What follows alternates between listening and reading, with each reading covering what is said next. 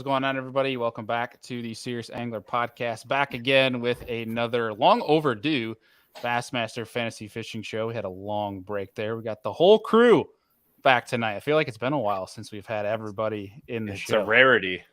The boys are back in town. Yeah. The boys are That's back. right. That's right. Cue the music, boys. Cue the music.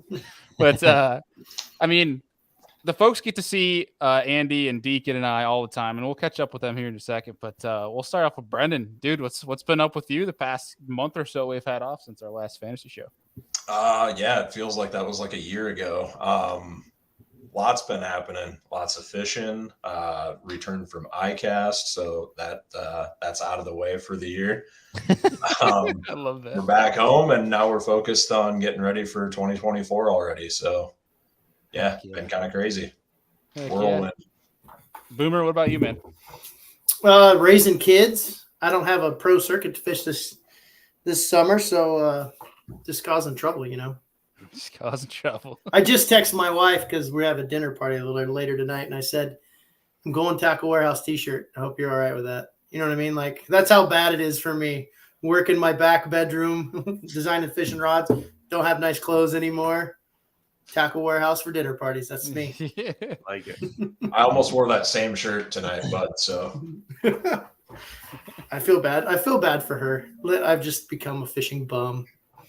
I mean, dude, I'm the same way where it's like my fiance's got to tell me if I got to wear fancier fishing clothes or if I can wear my normal fishing clothes. That's all I own is just fishing shirts. That's it. Dude, I'm telling you, like what we really need to push, and I think I had a conversation at the Classic this year. I think we need Blackfish to get some flannels or some like just slightly nicer shirts that you can wear to a dinner party, because I think the same thing all the time. Like the amount of shirts that I have that are like kind of professional, that kind of a thing, like they're the same shirts I've had for like 10 years. Like I feel like there's like three of them. I wear these just normal shirts every day. Like this is my wardrobe. That's all I got. I mean, like I wear like sun shirts to like a somewhat nicer get together. That's put on my nice clothes, going out close. Yeah. My text literally said, "Went Tackle Warehouse, comma, sorry." Hey, short and to the point. I like it. That's right. Sorry, you could have married somebody else. I'm sorry. Hey, it was her choice. She stuck with it. Yep. Yeah. Sorry for derailing you guys. No, that's all what good. That's what the foundation of this podcast. What we're known for. Yeah. Anybody who likes to get straight to the point definitely does not listen to the show because it never happens. But yeah, I mean, boys, it's been a while since the Sabine River. We were just joking offline. We're like, man, it's been so long. Like, what do we even remember beyond like Brock Mosley finishing it? We're just like, yeah, small fish, flipping, hot, frog, fun. Brock Mosley, good job. Like that's it. That's a recap. Yeah, pretty much. There really wasn't too much to put beyond that. We kind of knew going into it for that preview show that was going to be a kind of a crapshoot. Whoever could kind of grind the hardest or kind of stumble upon a bigger than average bite was going to have a good shot come the last day. But any other takeaways for that before we start kind of diving into Lake St. Clair? Obviously, we'll get into points here in a second. But any other takeaways from Sabine that you guys can recollect from 3 years ago? No, I'm just happy Brock finally got the blue trophy. He was like pulling Aaron Martin's card there for a minute and finishing second on like a crazy run of seconds, and it was cool. So many. Yeah.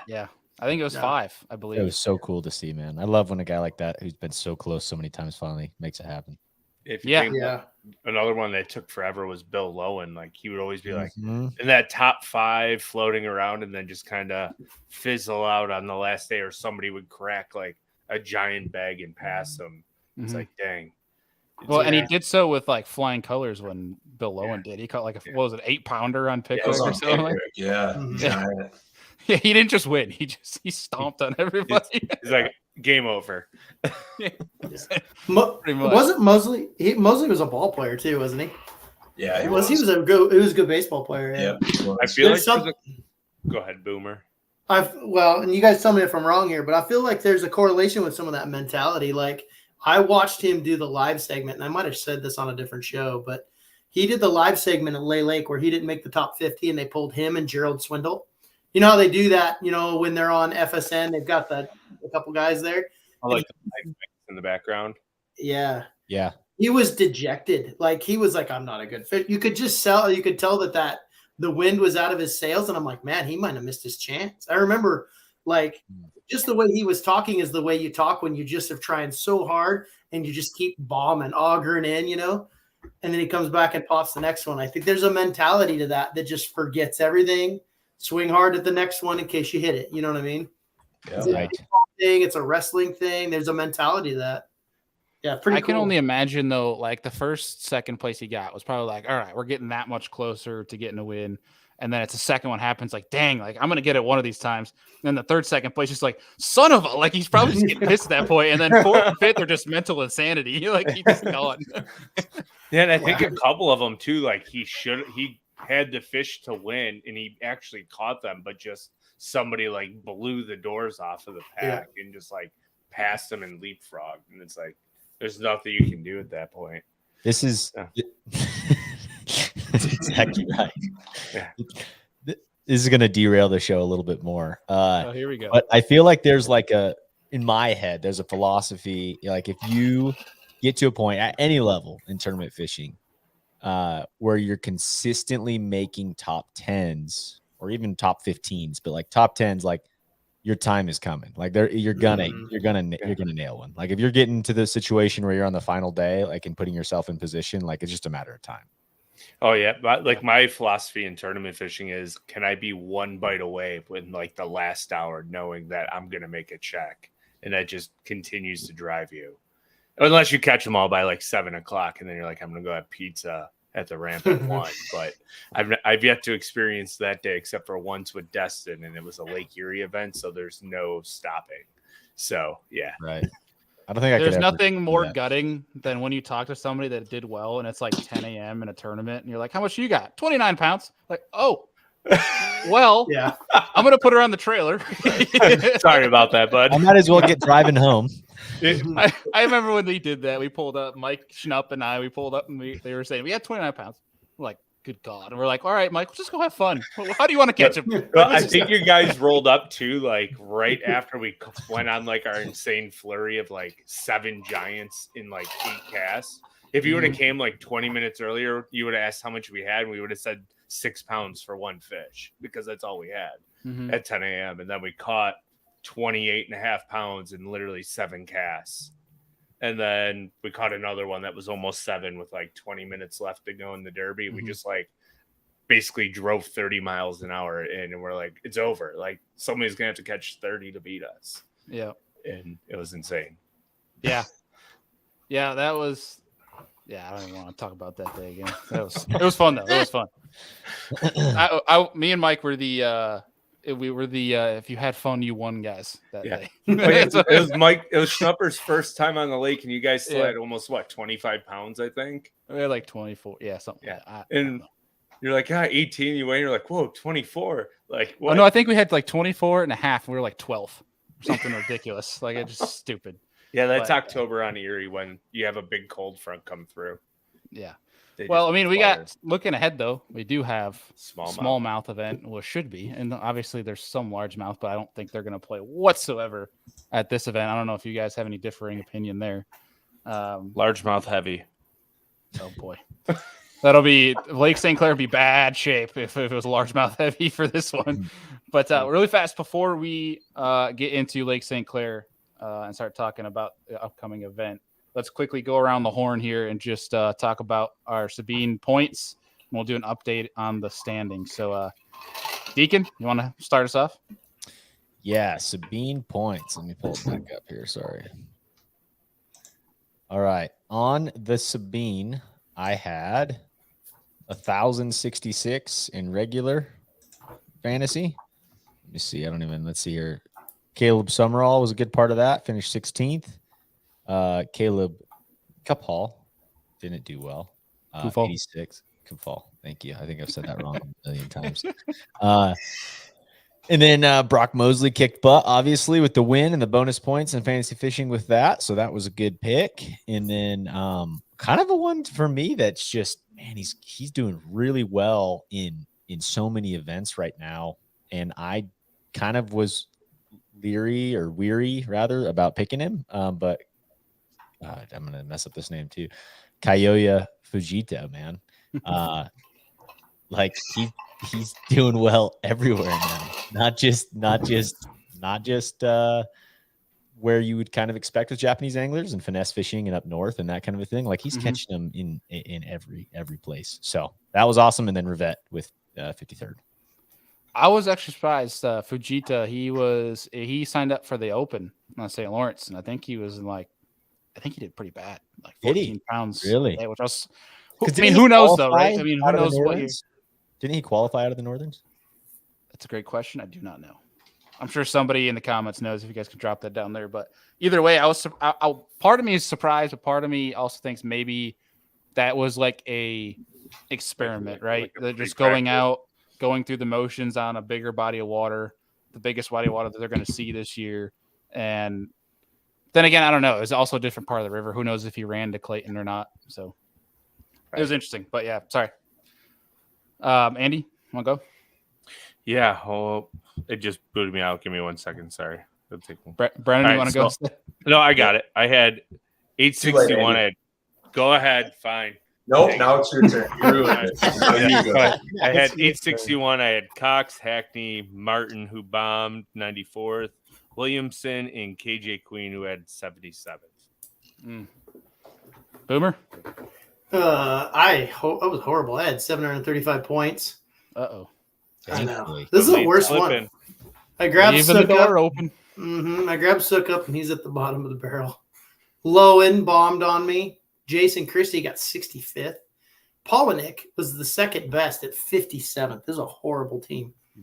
And then my highest place in cat was Matt Herron. Dang. Like, that killed me. Yeah, that was an ugly one. Brandon, what about you?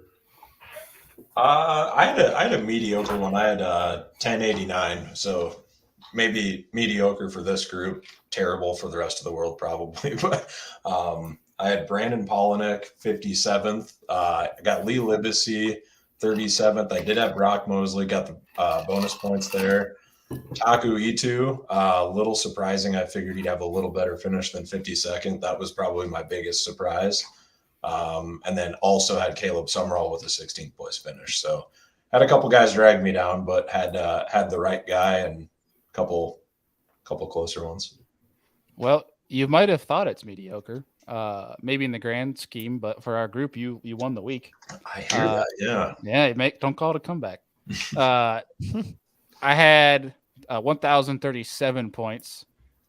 John Cox 36, Jason Christie who bombed, Clark Wendlandt who got second. Pretty pumped about that pick. Taku Itu also surprised as well, Brennan, and also had Caleb Summerall in 16th.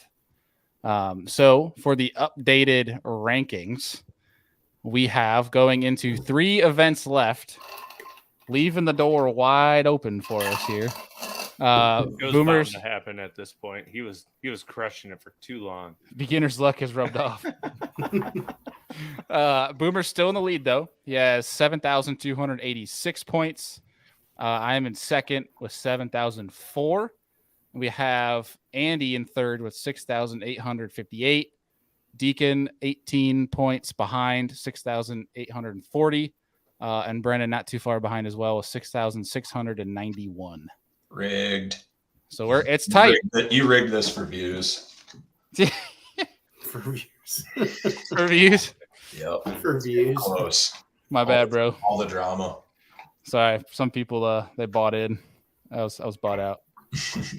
I sold out to them. I don't blame yeah. But hey, last 3 events though, anything can happen. Anything can happen. Boomer was running away with it. Sorry, Boomer, but you're giving us Sabine. A shot. That was just a bloodbath. Is there a giant trophy with Drain the Lake? Was there what? Is there a Drain the Lake trophy? Yeah. What did you? Yeah. I feel like I always so fantasy fishing is the trophy, like the big trophy, the wooden trophy, the crankbait trophy that John King made for us, and the winner of Drain the Lake was the bait around like $50 or something like that. So we all got to buy the winner of Drain the Lake, the bait, which as of right now would be going to you, Brennan. Yeah, I'm just wondering how I cash in on this. That's why I asked. Yeah, you got 3 events left, man. And Deacon's right on your tail. Let's go, Adam. Bring it on. For Drain the Lake, Brandon, you're leading with Crazy how that's 11,490. Yeah, it's almost flip-flop, except me and Andy are twisted up on this one. Brandon, you're leading with 11,490. Deacon, you're in second with 11,463. So that is 27 points behind. Oh, no, sorry. Is it? Yeah, that's 27. I know math. And then I'm in third with 10,917. Andy at 10,800. And then missing 2 events is Boomer in last, 8,454. Oops. Don't worry. I saved all of the northern guys for just to make a comeback. Like, just totally Caleb or Corey Johnston, Chris Johnston. I'm coming back on this one. Yeah, I'm in the same boat. I'm where pretty sure we all saved them. Yeah, I was thinking the same thing. Yeah, what do you think the rest of the world did, dude? Yeah. I'm just looking, and it's like it's Cooper Gallant, Gussie, it's Taku, Corey, Chris, like Paul Mueller following it. Like it just keeps going. It's all small guys. But yeah. All right, so let's switch gears. Let's start looking ahead. Lake St. Clair, obviously. Several trails, including the elites, have been here multiple times in recent years. Seeing some people win that was not expected. Seeing some people bomb here that wasn't expected. But what do you guys think? Kind of first glance, what's gonna go down at this event this weekend? It's gonna be one out of Erie. Really? I just have a funny feeling somebody's gonna run to Erie in Canada and catch it. How far is that from where they're going out of? Because aren't they going out of a different place than? They're in New Hamilton, which I'm don't not know. sure. Or sorry, New Baltimore, not New Hamilton. I know it's doable. I'm just saying. I think it. Obviously, there's. I mean, like the last couple of years, there has been like a little bit of a resurgence down in Erie on the Canadian side. So whoever figures that out is going to have a distinct. I just think the fish are bigger in Erie, personally, than over St. Clair. So they're a little bit lazier. They're a little rounder. Going out of Baltimore is the very northern tip of Lake St. Clair. So it's a run. I know Jordan Lee won on the very south side of St. Clair on the Canadian side. So on the last time they were there, I believe Canada was off limits, wasn't it? Yes. Yes, during COVID. Or no, was it just out of season? I think it was because of COVID, because it was 2020. COVID, yeah. Okay. Yeah. But I want to say, don't quote me, but I want to say more of Lake Huron is in play for this one. At least I think so. Because I thought they were only allowed to fish to like the mouth or something. I could be wrong on that. Because I remember Cox fishing in the river all the way up to the mouth of Huron. Yeah, Huron's an interesting one. Like if they show up in Huron, because Chris Lane won in Huron the one year. I think Elton Jones fished right by him and came in like the top 5. But I don't know how the bite in Huron has been. I don't talk to anybody over there besides people who fish Georgian Bay, which is like in its own Great Lake that's connected to Huron in Canada. On the north side of it? Yeah. Northeast side. It's massive. Yeah, that thing is huge. Is it awesome in there? Like, yeah, it's really cool. There's like toolies and stuff that they catch smallmouth out of, and there's giant largemouth too. That's wild. So what do you think they're going to run to, Andy? Like Peely?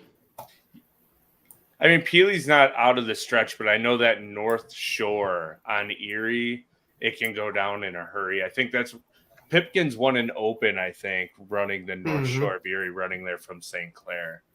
Like, people that are going to be in play for that, it's going to be like Shryock, Pipkins, whoever knows that side. Like, anybody from Ohio, Alex Redwine maybe even knows it pretty well. Why you got to be name dropping, man? Come on, man. Yeah, you're revealing strategy. Ruining our picks, bro. Yeah. Sorry, I'm just talking like whoever knows Erie and has fished it before is probably going to run to the North Shore of Erie because it's open. And the fish just tend to be lazier, more round, way more for the length, like shorter length, wider fish. and it warms up quicker down there too. So they're not as current orientated at the end of Erie. So they're more like slugs. They're literally tunas, as opposed to in St. Clair, you get long, mean missiles because there's a ton of current that runs through that lake. Did you say orientated?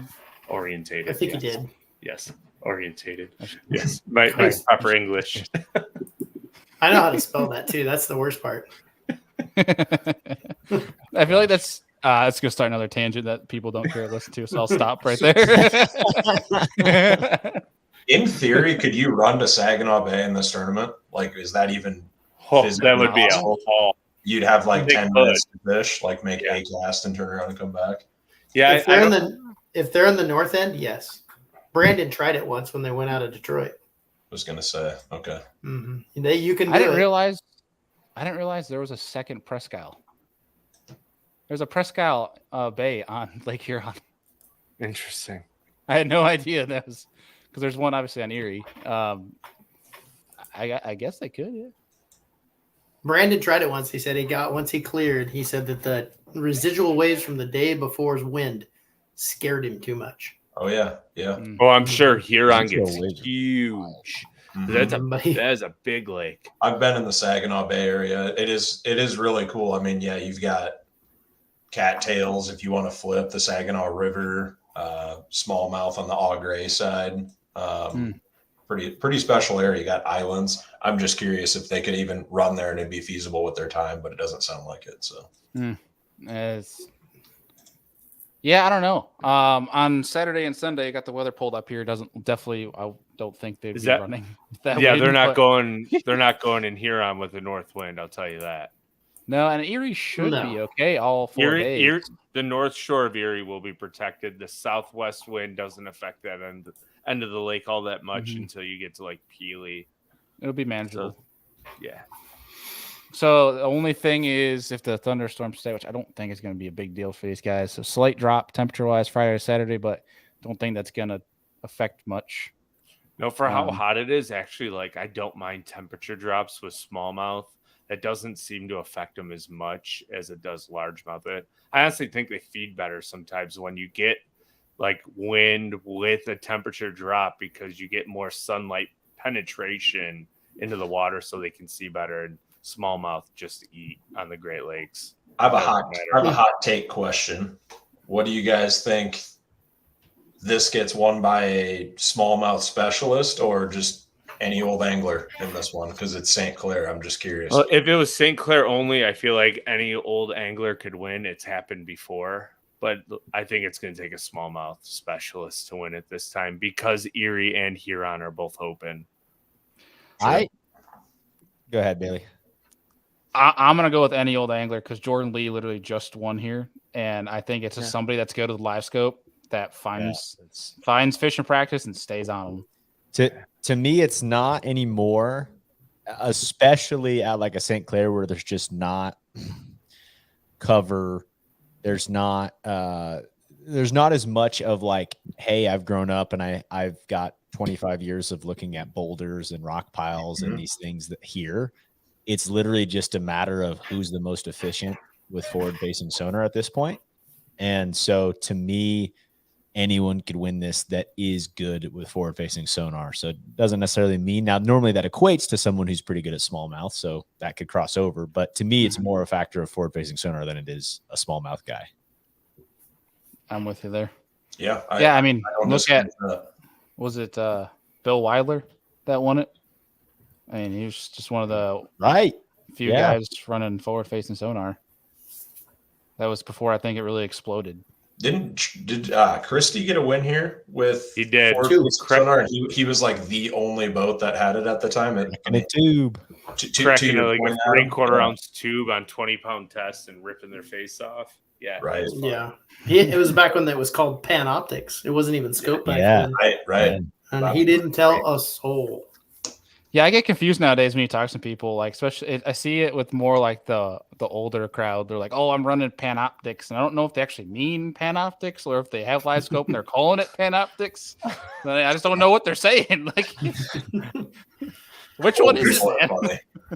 Yeah. Christie won twice, didn't he? He won an Open and Elite, didn't he? I don't remember. Not sure on that. I know he got a blue trophy though. Yeah, I know you. Yeah, and I think he got an Open too with it. I think he did. I think he was the first one to have it, and he didn't sold till the Elite showed up. I'm interested to see how it does pan out because I totally could see both perspectives how it could go either way here. I think a lot of the tournament history that we have on St. Clair is pre-forward facing sonar, and a lot of the Southern guys still brought it pretty good to St. Clair. So I don't know, but maybe now people are taking further runs than ever before, bigger risks. I don't know. I think it'd be cool to see it be won by a super long run to Erie or something crazy. But yeah, Christie won Open in 2012. Mm-hmm. So if that is that a get gas run, Andy, from to Erie, from the northern end of St. Clair? Hold on, let me see how many miles it is. Because the North Shore that you're talking about is really just coming out of the river and hanging left, right? Yeah. It's not that big of a run. I mean, North. Yeah, it's New Baltimore. It would be. Very tip. I mean, you have It's probably like 45 to 50 miles to the mouth of Erie from the North Shore of St. Clair. Yeah, so that's not bad. I need to adjust my picks now. It'd be close, but it's definitely doable to make it there on a full tank. I think you probably can't run wide open the whole way, but you can run like 3/4 throttle most of the time and make it there and back. Dude, look at Jim's comment in the comments. That's coming from serious local hammer stuff. When a Toyota and BFL in the North, Erie North Shore, and I would likely stay in St. Clair if I was fishing it. Yeah, from Jeremy Reese says they'll need fuel on the way back to St. Clair. Really? Yeah, I wonder if it depends on how far they run into Erie too, because I know they've run when Aaron Martins used to run out in the Erie, he would run to almost Peely from St. Clair, which is a haul. They would definitely need gas then to get back, but if they're just running North Shore, I don't know. That's a good question. It'll be intriguing to see. I mean, I think it's going to be a crapshoot to see where, because I think both locations easily have the fish to win it. Because we've seen giant bags come out of St. Clair. I mean, I think, was it like last year or so, we were saying St. Clair usually has the bigger fish on average. I think it was 2 years ago you were saying that, but you saw like there was a year where mega bags were coming out of St. Clair all year round. Yeah, it doesn't seem to be that way as much as it was, like, because I think St. Clair's peak was probably like 3 to 4 years ago, and you've kind of seen it slowly come down. And Erie was way down, and it's starting to come back up. I mean, granted, the province of Ontario's biggest smallmouth, a Great Lakes record, right, is that 10 and almost 11 pounder came out of Erie around that region of the North Shore. So you're saying we're going to see a 10? I'm not saying that, but I honestly think wow. I think your best bet at a giant smallmouth, like a true kicker smallmouth, comes from the North Shore of Erie this time of year. Okay. We shall see. The guide from Erie saying it himself. I'm going to change my team up right now. So how many guys run to Buffalo, Andy? Well, that would take them about 3 refuels, and depends on the wind. Let me get rid of Keith Poche real quick before. Well, you have to, because he's not fishing. Oh yeah. Damn it. Oh my gosh. So if anybody has Keith Poche, take him off your roster. Wait, what happened with this? Why did I? He can't because he fished in Major League Fishing. Oh, yeah, because it was in the off limits window. That's right. Mm-hmm. Speaking of which, other guys that might not be fishing, I think he'll fish, but sucks to see what happened to Felix. I don't know if you guys seen that. Oh yeah, got hit by a bus trailer. Not him. Let's not him. His trailer got hit by a bus. His boat got hit by a bus. Car accident. Yeah. Felix is fine. He's okay. Yeah. He just got drilled by him. And his Phoenix was like halfway through the bed of his truck. Yes. His motor, not so much. Is he actually not fishing for real? No, I think he'll get. He posted a story this morning where he was getting stuff swapped over to a new Phoenix, but I'm sure he's on the water probably by end of day today, if not tomorrow. But just sucks in general. I mean, like when you get so comfortable with your rig and then you're in something foreign, like yeah. Your head's he's got not in that. the right place. He's got that bad luck, good luck now. So who knows? True. Yeah, It's kind of like 100%. baby luck, right? Like, Yeah. no sleep. Speaking of baby luck, so Brandon, I don't think is cashed out on his new baby luck, and now he's got another one on the way. So like, he's just gonna win the dang classic next year. Yeah, you better hope so. Yeah. Oh yeah, the timing would be. Boomer's very gonna fire close, him, wouldn't it? Yeah. Oh man. I mean, Yeah, he did. He's got it, man. I'm not 100% sure that they didn't go back to back on these kids so that he could keep that role. Yeah. He's like, listen. He's like, hey, honey, we're not starting this year off the way I want to. I need all the luck I can get. That's funny. Yeah. Take one for the team. Yeah. Thank you, Tiffany. Oh man. All right. Let's start diving into the picks here. We'll start off. Let me share my screen here. We'll go with the Sabine River winner of the week. We'll have Brennan, you start us off here. All right. So Bucket I made E. a Bucket E. All right. So I made a vow to myself. I made my picks like fresh off the Sabine. So I didn't want to screw up that juju. So we left the team as it laid. So Bucket E, I have Alex Redwine. I know he knows some stuff about St. Clair. I know he needs to catch them, and it's right in his wheelhouse. It's right in his knowledge base. I really like his chances here. And he's Jay Shakirat's roommate, so that never hurts either. I do think Redwine literally fishes like about every BFL, anything that's available with his schedule on St. Clair. Yeah. Yeah. I like my odds with Alex Redwine. I'll be very curious to see how many of us all have Redwine in this one. With that, I have Redwine. That's all I got. Yeah. Honestly, Bailey, I'm surprised you didn't take Fouts because he grew up in Ohio, right? Like, yeah, that's true. So he could be I a got guy my that picks, dude. runs to Erie. I got Fouts for another event coming up. Where, Bailey? Don't worry about it, man. There's only two, so it's a 50-50 shot. I mean, take your pick. And you could take him in getting this one confused. and a further event. Awesome. We'll see. We'll see. I'm pulling for old Redwine this one. I'm pulling for Fouts too, but in fantasy, I got Redwine this one too. I don't think there's anything else to add beyond what Brennan already said. But Andy, what about you? Same. Redwine. Here we go, Deacon. Yeah, man. Redwine. And I was with him. I was with him when he qualified for the elites on the St. Lawrence River, and had a bunch of conversations with him. And first of all, I hope he's wearing his joggers. He's got winning joggers. If he's wearing some winning joggers, he's gonna win. But anyways, he had a lot to say about St. Clair, and that's how he cut his teeth in catching big smallmouth offshore. So I certainly am pulling for him in this one and hope to see him do well. He kicked butt. Remember last year, guys, in the Northern Swing. I mean, he really saved his season. He had 3 great tournaments. He can catch some smallmouth. And I believe he's off to a somewhat better start than last year. 65th from the points. Yeah.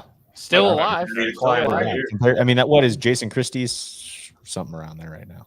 Mm-hmm. Yeah, happens to anybody. Boomer, what about you? Round us out. I'm Don't even think about it. I'm doing it. Bullying you. Don't do it. I think it's going to be a scope tournament, and I think I took Sukup. Here we go. Oh, okay. I have the added benefit of getting to talk to him, and I think when you're struggling and you're having a bad year, if you watch guys, when they finally let go, okay, this year is just what it is. It's just fishing.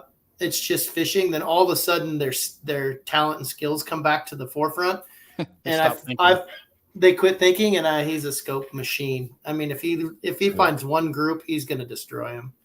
So I feel like he's finally let go. Like, this is the year that you just chalk it up. Is Boomer's equivalent to Bailey taking Atkins for 2 years straight. Yeah, I don't know. I think the ratio is much higher now. You got to be real. There's a fine line between taking your buddies and I know, and it's too much. I like the logic. I like the logic. Though. I do too, because he fishes that way on any lake in the country, and then you put him on a place where like this is how it consistently gets won, is just chasing those fish that are out there in the middle of nowhere. Like, it's a good thought process. I don't know. It's my kryptonite. If he bombs this, I'm firing him. I'll send him the phone number, contact the cash and rods. I'm out.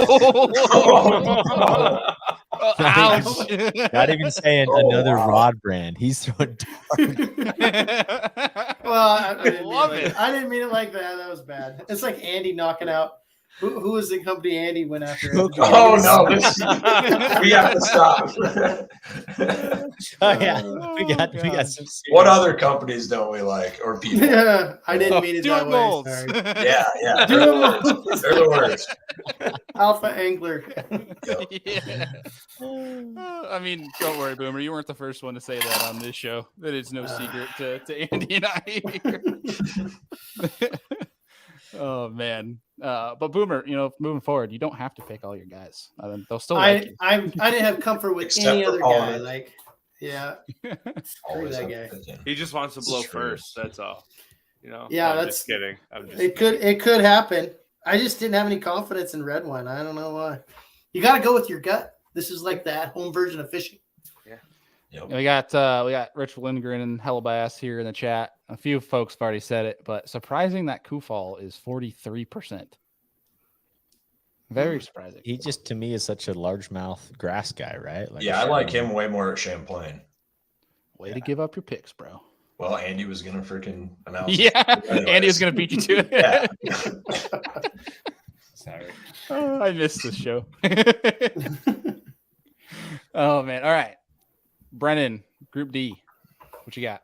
What did we pick 3 weeks ago or 4 weeks ago, whenever this was? Oh, D. All right. I went Chad Pipkins here, obviously. I don't really have, I won't say anything. I'll let you guys talk about it because odds are you guys all picked him too. So I took Chad Pipkins. I didn't.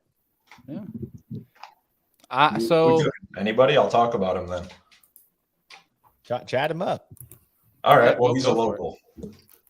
That's it. That is my speech. Yep, that's all I got. No, honestly though, local. Hate to talk about the percentage odds things, but he is well owned. The other one taking up a good part of share here is Taku E2. Makes total sense. But no, honestly, there wasn't a ton of people in here that I didn't feel like I was taking like somewhat of a risk on, at least. And this is a familiar face to St. Clair, obviously. So like my chances with him. Yeah.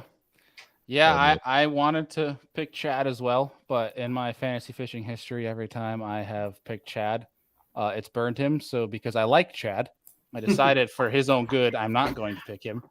And I went with a guy that placed in the top 10 in 2020, a guy that's really good at live scope, good to the spinning rod. And I went with Jake Whitaker. That's a good one. Yep. Okay. Yes, sir. Good one. Deacon, what about you? One, but I like it. It is risky, but same deal. I really considered Chad, and honestly too, I listened to the Bassmaster with the show with Ronnie Moore talking about things, and they interviewed Pipkins on that for fantasy, but he just sounded so confident, man. I mean, he really did, and he needs to do well to get himself back into the classic, but he really sounded just like, yeah, man, I'm going to go out and catch him. Like, here's what I'm going to do. Like, just went through everything. But I'm saying all that because I think he's a great pick, but it's hard for me to bet against Taku.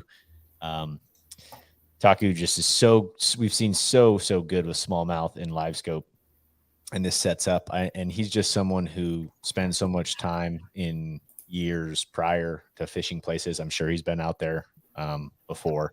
That being said, it isn't like a situation where you can go graph and find rock piles and that kind of a thing, at least on St. Clair. It seems like it's much more of just chasing fish around, but I can't argue that he's not one of the best at doing that too. So that was my pick.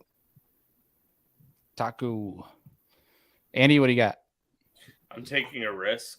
I'm going with Zaldane. He tends to have good finishes at St. Clair. Mm-hmm. He needs to get the ship on the right path at this point in the season, and I feel like he's going to have a good event. He always does well in northern smallmouth events. It's right up his alley. So kind of went with a low percentage guy to try to make up some ground here. And yep, Zaldane. Will we see a Magnum spoon on St. Clair? And he threw it at Champlain. So, I mean, you can't count it out. But he actually dropped a pretty cool video about the Magnum spoon. Yeah. On his Zal Dangerous channel. Boomer, who you got? So against, I don't know. I picked Taku. Like there's some good. Straight to the point, dude. I love it. Well, yeah, Chad's a stud and the coolest guy ever, and he's busting his butt. He's fishing everything that's going on out there. Like if I'm on his social media, like he's been on Erie quite a bit lately and stuff. So he could be the sleeper because he is the North Shore guy. So if Andy's right, but Taku, if you look at his past, like he's not having a great year. But every time he gets to a northern swing, all of a sudden, anytime he's offshore, like Hawaii, all that stuff, where he's chasing smallmouth, and they're goofy smallmouth, I think St. Clair fish are kind of nomadic. Those Hawaii fish were nomadic. Mm-hmm. The dude just all of a sudden, like if you go back and look at his tournaments, he'll have a miserable year. Waddington first, you know, he just does that every year. So yeah, I'm thinking. Lake Hawaii, he got third. All the tournaments he had before that was like 49th, 93rd. So I just feel like he'll pop this one. He's a northern guy. I'm with you. I think some other notables, just talking maybe northerners, but also just guys that are good with forward-facing sonar. Paul Mueller is a decent one in this one. And also Josh Douglas, just from a general smallmouth guy that I could see. Paul Mueller terrifies me when it comes to smallmouth because he either catches them or he's like 101st. He's like the Steve Kennedy of fantasy fishing. Yeah. He swings. I mean, he swings all the time though. I mean, he swings like whether it's a boat run situation, like he's always going to go the long way, right? Sometimes it pays off, sometimes it doesn't, but absolute guru with forward facing sonar, like top 5 on the Elite Series, probably doesn't get talked about enough. He's pretty wicked when it comes to that stuff. For sure. All right, Brendan, Group C. All right. So remember when I precursored all this and said that I made my picks right after the Sabine? I'm saying this now because I have Corey Johnston in here and I don't want any comments. All right. But obviously, just coming off of a second place at the Bassmaster Open on St. Lawrence, I got to imagine he's got a little fire under his ass. Also, just a super talented smallmouth fisherman in general. But I see him tearing this one up. You think it's his first blue trophy on the Elites? I mean, it'd be perfect timing, like if I wanted to write an article about it. So I don't know. Yeah, feels like it should be, doesn't it? I can see it, but I only said that because I also picked him. Yeah, and I also feel like I say that all the time. Like this next one's his, you know. But yeah. Dude, it's Corey Johnson or both of them combined. Like they're not going to have a bad tournament in a smallmouth fishery. Period. I think he's taken place of Brock Mosley from the most bridesmaids now. He has now for sure. Yeah. But man, I mean, besides the one open, like I feel like he's always right there for a win, especially on derbs like this, and just somebody has a good day. Seems like it. But Deacon, what about you, man? Yeah, I mean, it was really hard for me. I probably clicked Corey Johnston 3 or 4 different times, and then reverted to Christie, man. And just the thought process of Jason Christie in this one is he needs to do well in this northern swing to make the classic on his home body of water, right? In Grand Lake in 2024. And so to me, he's done extremely well here. I understand it was in a total different era before really forward facing, but he's still so wicked with it. And he crappie fishes so much. And I think a lot of people forget how good he is at forward facing. And he's done it here before. It was a long time ago, but I'm looking to see him do well. Heck yeah. Andy? Going Coop. He's coming north, and I don't think people have really like seen the ability of Cooper Gallant on the Elite Series yet, and now you're getting into like his wheelhouse. If there's anyone who can challenge the Johnson brothers at smallmouth fishing in that St. Clair, Simcoe, Ontario, Erie, St. Lawrence, it's Coop. So I think he's going to make a big showing this week in Group C. That's a great pick. Yeah. Boomer. You ruined my segue, Andy. Sorry.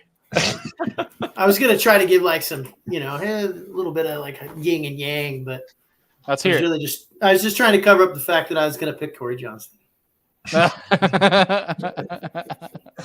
But I'll tell you why, not because of all of his skills and all that other stuff, because Corey is his lowest in the Angler of the Year points that I've seen him in the last 3 seasons going into the Northern Swing. His brother's beating him by like 20 some points. And I think he went and busted his butt in that Open. I think he's got this he's a hockey player. Like I like that correlation between those hard time grindy sports like hockey or baseball or wrestling and seeing an angler get kind of like, all right, it's time to buck up kind of stuff. And I think if Coop, it's a thinking man's game. Bro. I'm just kidding. Here we go. I'm just kidding. My wife's going to make me not be on the show anymore. She loves baseball so much. Really? Oh yeah, and I'm the worst baseball player that ever lived. That's why you fish. That's why I fish. Yeah. Anyways, I think Corey, that something about that last tournament, like even when you watch some of his interviews, I think he's ticked off his brother's beating him. I think he'll put 100%. Cooper DeLotte in his headlock if he. When I had to choose between the two, that's what I thought. I thought Corey will just beat Coop up. I mean, like. Yeah. Anyways, he might. He could. Yeah. This bucket was actually relatively challenging, just in regards to. I'm surprised Wes is at 0. Honestly, I think he had like a top 12 there in the FLW tournament, like probably 10 years ago now. But he has good history on St. Clair. I didn't even realize he was at 0, and it's a good thing he couldn't make it tonight because I was totally going to tease him. Which I'm thinking now probably wouldn't have been a great time to tease him about that going into an event, but maybe it would have lit a fire under him. Yeah, who knows?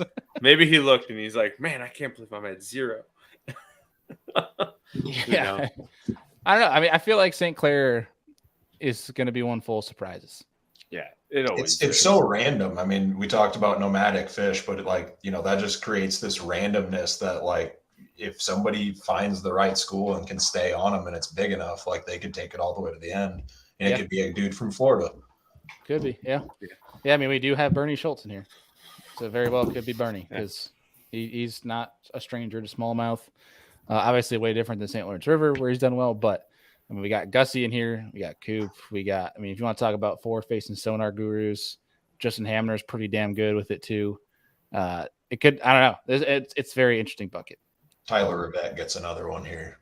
Could happen. Can you imagine? You never know. Another one that he shouldn't win. Yeah. Yeah. All right. Group B. Brandon. Group B.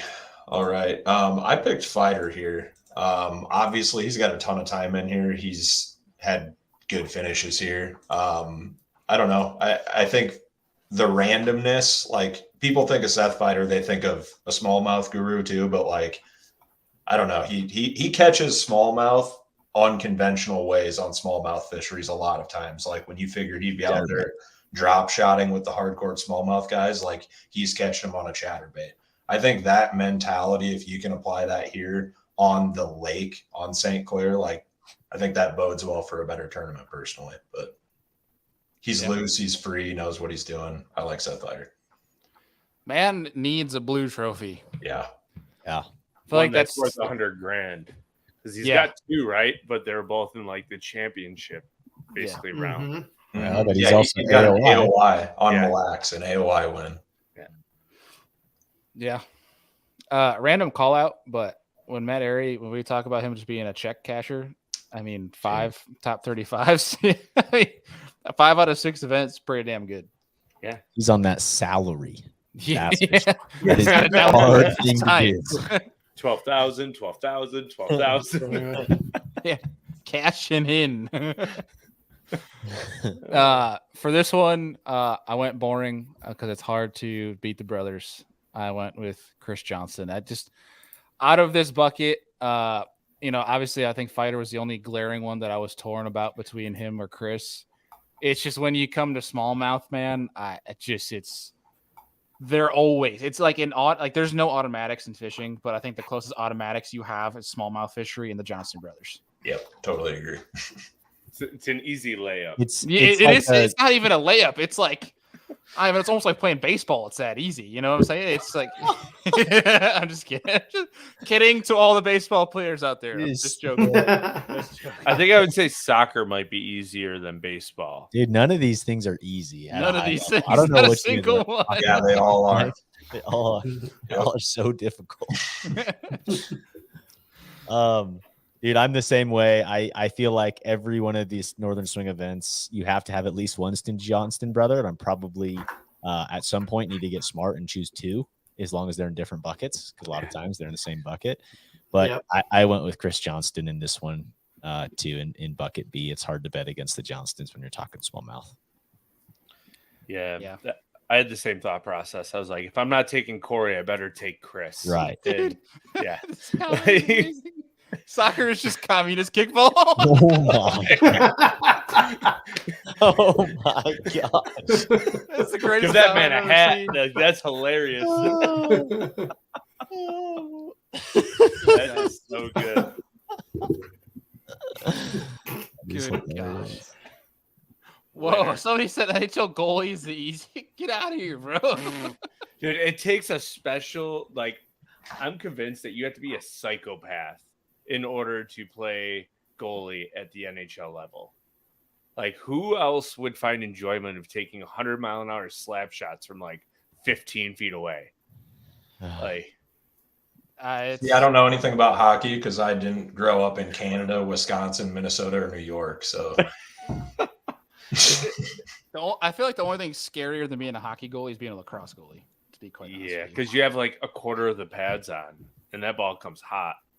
Yeah, and it's a lot harder than a puck. Okay, that was totally off topic. So thank you for that comment, Hunter. That was awesome. Sorry to all you soccer folk out there. We're just enjoying laughter. I promise. You can chirp at us in the comments. I forgot who was next. Me. Boomer. All right. Round us out for. I hate that I'm doing this, but I'm doing it. I picked Slapper. Really? I think he's flying so far under the radar. He's 23rd in the points this year. He killed him in Oahe. He did really good in Oahe last year. I remember a couple stories about him in the North. Like before he made the elites, he just won everything he showed up for. And so I looked at him and Chris, and I don't know. I took him. I think that's a dumb pick. So that's my answer. I think it's a dumb pick, but I have this feeling that he's going to do really well. I'm sure Pat really loves hearing that. Well, not that it's a dumb pick. So stupid for picking him. I can't like put any math behind why you wouldn't take him over Fighter, or you know what I mean? Yeah. Other than the fact that he's really got a lot of momentum this season. He's fishing really well. Someone's clipping this and sending it to Pat as we speak. Sorry, Pat. Yeah. He's never picking up an alpha. Never. Well, there's three guys tonight that will never pick up an alpha again. Yeah. Oh, that's good. I just think he's all around just a hammer in the Northeast. So that's my take. He is. All right. Brennan, last bucket. All right. Another hammer in the North. Jay Shakirat. No stranger to Great Lakes, giant glacial systems. Obviously, really knows what he's doing with the smallmouth. We've seen that. I don't know. I've followed Jay for a while. Know his dad a little bit through Do It. His dad's on the National Walleye Tour. The kid's just grown up around Great Lakes fish, right? Really knows what he's doing. So I don't see him doing poorly whatsoever. I can't imagine him finishing outside the top 10. And I think he's going to win it. So, Jay Shakirat. Heck yeah. For this one, I kind of went a little bit off the wall. A guy that is really good at forward-facing sonar and actually has a good finish here. I'm going with old Shane LaHue. Almost dang won St. Lawrence River, but in history, he actually does. 2020, I believe he top 10'd at St. Clair. I'm going with the guy that's really good at forward-facing sonar. Is fishing hot this year. It's very concerning when they have Polinick and Shakurit and all these guys in here. I don't want to give away a bunch of picks. I'm not gonna be like Andy. But there's one. I don't know. Shane he popped out for me here, so it's a risk, but could work out well. He could even have his first blue trophy here. I don't know, Andy. What do you think? I'm going Hunter. He's a North Shore Erie guy, and I think he's going to make the run. And like people forget, I think now that he lives in Tennessee, that he has spent probably hundreds and hundreds of hours on Erie alone. So that's where I think he's going to go, and it's a possible chance that you see Hunter get his first blue trophy on a smallmouth fishery. I'd be all in for a Hunter win. And he's got a really hot hand. He's on fire lately. And he's got the baby luck. Yep, baby luck. They should just have X factors on the stats. Hashtag baby luck. Just like baby times bass equals trophy. Yeah. We're following the baby pattern. They should just have like the baby emoji next to these guys' heads, like who's got the little extra power going for them. But to be honest, like another sleeper pick here who seems to do really well. The guys haven't done their picks yet. Oh, I was going to say somebody that I would pick, but I'll come back to it afterwards. Let them pick. All right. Yeah. Honestly, I thought there was higher or more. I guess it was a harder decision in buckets B, C, D than A was, which normally isn't the case, right? Like normally A has got a bunch, but I think that's kind of because we're switching to the northern swing kind of a thing. Mm-hmm. But yeah, it's hard for me to get to bet against Paul and Nick ever, especially up north. So that's my pick. Yeah, with you there, Boomer. You guys want to guess? You're wrong. Brian Smith, Matt Robertson. So I just sent a text to Brian Smith. Says, "Hey jackass, how's your practice going?" Crickets. I got nothing back. Crickets. He spent some time there before the cutoff. He does. He's a pre-practice machine, and he learns super fast. But I did not pick him. Wow. I picked Patrick Walters. Walters just won MPFL at Saginaw and never left. Mm-hmm. He's got 7th in the AOY points going, and he's a scope monster. That's a great pick. What's that? Yeah. I can't believe he's 2.7%. That blows me away. Saginaw would have to be off limits then because he wouldn't have been able to run that far into Huron with the elites having Huron open. So is Huron open for this event? Bomb drops. Patrick Walters DQs himself from based on Andy. Way to go, Andy. You just Andy. What a serious angler. Andy just ruined everything. I just thought of that. I'm like, ooh. And he goes. Didn't he get second in that event? Didn't Trent Palmer win? And he gave Trent Palmer a ride back and sacrificed 30 minutes to an hour of his own fishing time. So he does have good juju, right? They're my good theory. Yeah, they're rooming together. Mm-hmm. Mm-hmm. But he's got that good juju. Yeah, that's true. Comes back to you. Here we go. Did you guys see the video of him fishing? He was live in the camera and he hooks one and he's netting it. Yeah. Did you see that? He dropped it in the net. He dropped the rod and the hook fell out. He's like, "Oh my god, the hook fell out!" Like that's not. How is that more perfect? Like, oh, the hook fell out. I'll put this in the live well. I don't have to cull. Just pick this other rod up and catch another big one. You know what I mean? Like, he's got it going on. Yeah, I think Bailey and I can like reminisce on stuff like that happening a ton with smallmouth. So always be ready. I have a theory that because they were fishing, I think within eyesight of each other, that Trent purposely ruined his motor so that Patrick couldn't fish anymore. He knew that Patrick would give him a ride back. He goes, "You're done fishing. I have more than you." It's all strategy, boys. Brutal. Oh yeah. That's all. Everybody's got their pick in, right? That's it. Mm-hmm. All right. Seeing as though my weight's been on the screen for everybody the whole night, I went with 87 pounds, 13 ounces. Let's go around the horn. What do you guys got? I've got 87.9, real close to you. Look at this. Hold on. I did not change. Hold on. 87.13. Holy cow. Hold All on. of us are just gonna be. We should have a bet on this one. Can I blow Andy up some? I have a bet I want to bring up when we're done with weights here. No, probably not. But I I'm like love gambling. 87-13. Yeah. 87-13, Andy. 87, same as you, and I chose that this morning. All right, I'm changing mine to 14 because I want to be the same. You're that guy, like in the bet. You're like, well, if I go one higher, That's then right. I'll maybe That's go. right. Oh, that's good. Boomer, what do you have? I've got 83-17. 83-17. Debbie Downer. Just kidding. Brennan, what do you can't have? 17. You can't have 17 ounces. I have 86.4. 86.4. Nobody over 90. All right. No. Well, No, we got it's- Mr. Higgs in the comments. Guys July. at 94. It's summertime. It's not easy to catch a giant smallmouth right now in July, no matter where you go. Like, they're just recovering from the post spawn. The post spawn for smallmouth, for whatever reason, takes forever for them to like refatten up. And you're starting to get them as to where they're starting to chunk up, but they're not like real chunky yet, based on what I'm seeing here in Erie. And I think 22 pounds a day will take it.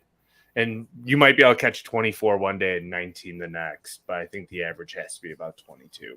Well, shouldn't you be going like 90 pounds then, Andy? Because 22 a day is over 87. Yeah, Mm. yeah, it's like 21, Lawyer. right? Like 21 and a half will get you to 86-13-ish. So, yeah. Give or take. Yeah. Yeah. Ish. Yeah. Ish. Yeah. Numbers are hard. Yeah. They are. They are. Numbers are hard. Yeah. I Indeed. don't understand this complicated matter of numbers. Yeah. That's why he's a guide. Yes. One You- bass you- equals 7. He may charge 400, but if you give him 250, it doesn't matter. You can't count. Oh, come on. Is this how you catch all those 6-pounders, Andy? What was yeah. that? Is your weird numbering? I didn't hear that. I said, is this how you catch all the 6-pounders? No. Okay. No, I keep a tally of those. Okay. I'm just kidding. Hey, I have a side bet I'd like to bring up. Okay. Oh boy. The deal is, though, you have to tell me if you want in on it before I tell you what it is. It's a $20 buy-in. God, I'm like the worst with Ooh. that. Like, if you tell me you won't, like, if you say, like, you give me a bet or a dare and you go, you I'll won't. just throw it out there, and anybody can hop on either side. But Matt Robertson, $20 that he top 10s. Are you taking the he doesn't? Or I'm taking that he does. that he does? Yeah. So if we agree, then who's losing this I bet? don't know. Where does this money go? Somebody needs to bet against me. All right, I'll bet against you. Okay. I can't. I will get. I I don't guess that's all it is. Me and Bailey, we got a bet. Deal. Okay, great. Moving on. It would be funny though. Matt Robertson's first blue trophy is a smallmouth. They're Oh, I'm not St. saying Clair, I'll get a blue anything trophy. can I'm happen. saying top 10. I think ugly sticks win smallmouth there.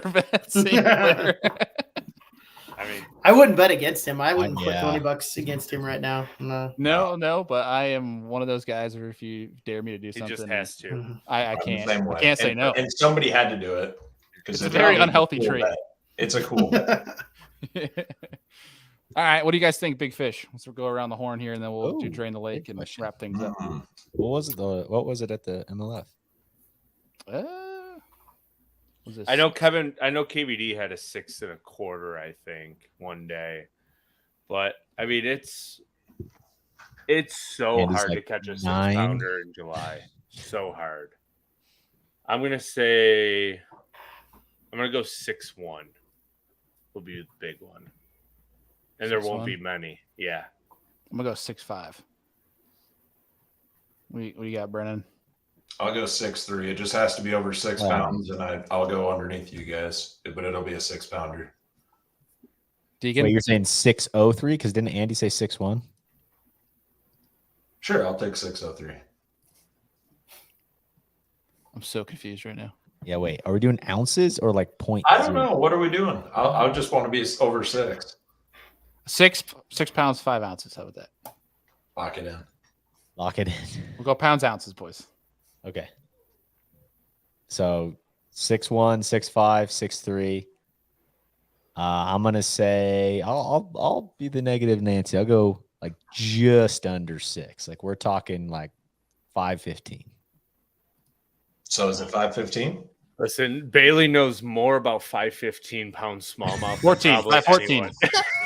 514. You want to talk about going mad? I caught a 514 9 times before I caught a 6. 9. I just love how Andy knew. He's like, oh, yeah, you want to know something cool about that number? Well, because I think he caught like 4 of them on my boat, which is the over funniest half. part. Yeah. Over half.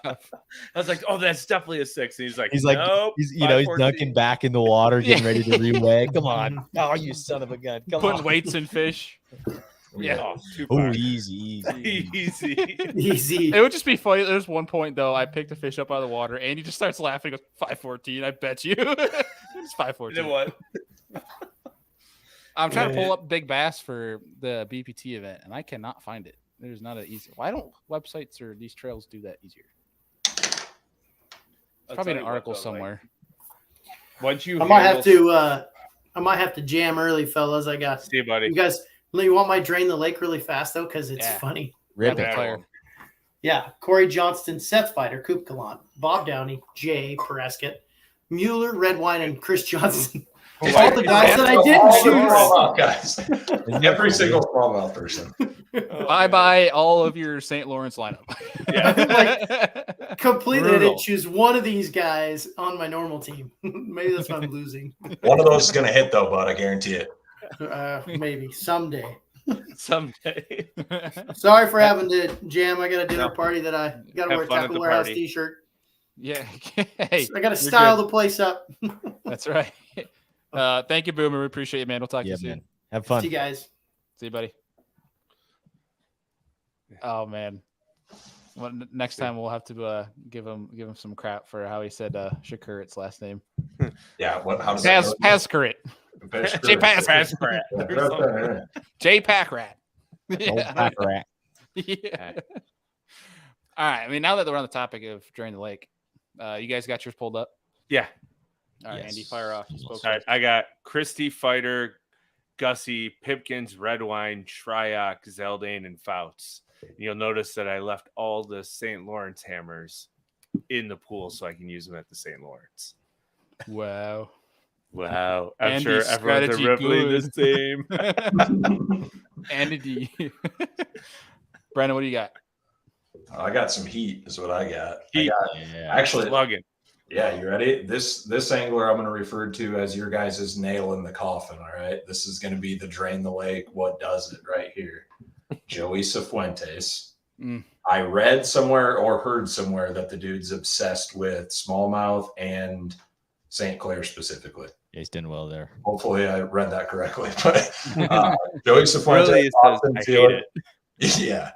Austin Felix has got that good luck, bad luck with the boat thing on the way to practice. Mike Iaconelli, Jonathan Kelly, Kyle Norsetter, Sturgeon Bay Guy, Chad Pipkins, Alex Redwine, and I too have Hunter Shryock. Dang. All right. Deacon, what do you got? Man, okay. You're making me think twice about what's his name? Joey. Yeah. Cifuentes. Now I'm just trying to see if I still have Comment him here. available or not. James Fishing says does well on St. Lawrence. You just like small. Ooh, you guys can't change your picks. That's the nail in the coffin. That's how I diversify He's already in gone. this thing. It's all good. He's already gone. I already Okay, took him good. somewhere else. Okay. My picks are I've got Redwine, Chad Pipkins, Jason Curett, Taku Idu, Joshua Douglas, Austin Felix, Paul Mueller, and Justin Hamner. I like it. Mm-hmm. I like it. All right. I have Josh Douglas, Jacob Fouts, Iaconelli, Jonathan Kelly, Paul Mueller, Austin Felix, Alex Redwine, Chad Pipkins. That's what I got for mine. I dig it. I'm surprised you guys didn't save Ike for the St. Lawrence just because he does really well there. Usually. I think you're going to my St. Lawrence lineup is going to be the most possible stacked lineup I think you could have ever on the St. Lawrence. Yeah. You'll see. You'll see. Will Chris and Corey be there? They 100. They're already there. They've already got They're already, already made their way into my lineup too for that week. It's weird. I think It's everyone's. Yeah. They showed up early. They're very. Spoiler alert. Yeah.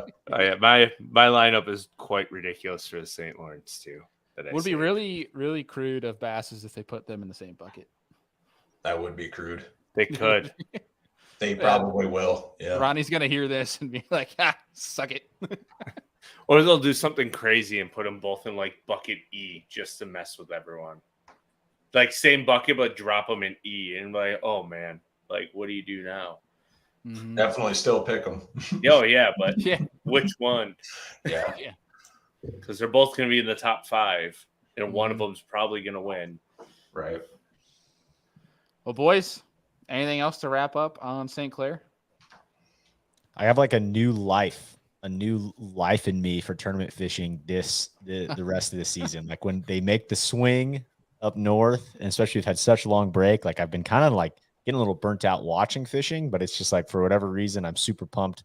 I think still production wise, Bassmaster is just so awesome to watch and everything they have. So I'm excited for this event, and I'm also getting a little excited. I'm getting antsy to get up to Idaho and get my fall fishing, and end of summer here is going to be pretty booked up with derbies. So I'm excited to like get swinging again here. It's been a really busy last couple of months. Heck yeah, I didn't know where that was going when you're like, I got a new life, and then I was like, wait, are we getting deep? Like, where are we going? I'm moving to Hawaii. I have a confession. Yeah. Good God. All right. Well, Brendan, anything coming up with you, man? No, I mean, similar to Adam, other than the move to Idaho, I'm staying here in Iowa, but yeah, lots of fishing ahead. I don't know, just hoping to round out the season strong. I just finished up my last tournament after had a tournament going up to ICAST, went to ICAST, came back, went straight to another one. It's just been madness, but finally got a good one up on the scoreboard. Got the winning fish in sight, literally to the net, and didn't pan out, but we took 4th. So good to be on the leaderboard again. Heck yeah, dude. Nice work. Did you say your last tournament of the year? No, this last tournament. Oh, I was like, damn. Yeah. That's a lie. Those mid. I mean, all you guys know this just with where you live, but those Midwest guys, man, they cram just like you guys up north, but they cram a season. Oh, like yeah. It is like go time. There's nothing else. Like we are derby fishing summer. Let's go. Dude. I mean, by like October around here, like there's maybe 3 tournaments you could jump in the entire month on the entire Mississippi River system. So like. Right. Yeah. They wind down quickly, so you got to get them in when you can. Yeah. I like that though. I don't mind that at all. Yeah. A little push. For real. Well, Andy, congrats on, I know this is our first show since the derb, but congrats on your win this past weekend. Thank you. Yes, sir. We'll talk more about it tomorrow night. We have Benjamin Nowak coming on Tuesday Night Live. We'll dig into Andy's win as well as what Ben's been up to, the new bait, drop shot bait, smallmouth wise, that Ben dropped for Excite Baits that he came out with. Pretty exciting there. So we'll talk about that. But fellas, it's a fun night. I wish Boomer was on here longer so we can make fun of him more. But I'm sure he's having a grand old time. And when's the next one? Literally a month from 3 weeks? That'd be quicker than that. 3 weeks, I think, till Champlain. Yeah, because I think they're done by the end of August this year, right? So like Champlain's the 17th. So yeah. Yeah. One other thing I was going to say for anyone interested in the Wild West and the drama out west that's going on, just show launched today. Mark Lazang of Bass Angler Magazine purchased the equipment from the Wild West Bass Trail. So new tournament series out west for anyone out west that's curious from that perspective. And next week on Business from the Bass Boat, we've got an awesome show talking about trolling motors, future trolling motors, and Minn Kota's newest additions. So excited to break into that if anyone's interested. Heck yeah. And all the links to all of the network shows. I know we've talked about it multiple times, but every show notes, whether YouTube or MP3 for you guys, all of the different shows are on there. That way you can click and easily access any of our 3 Goobers shows that we put out on the network. So appreciate y'all, fellas. This was fun. And we'll see you in a couple weeks. And we'll see the rest of you guys tomorrow night for Tuesday Night Live. Peace. History.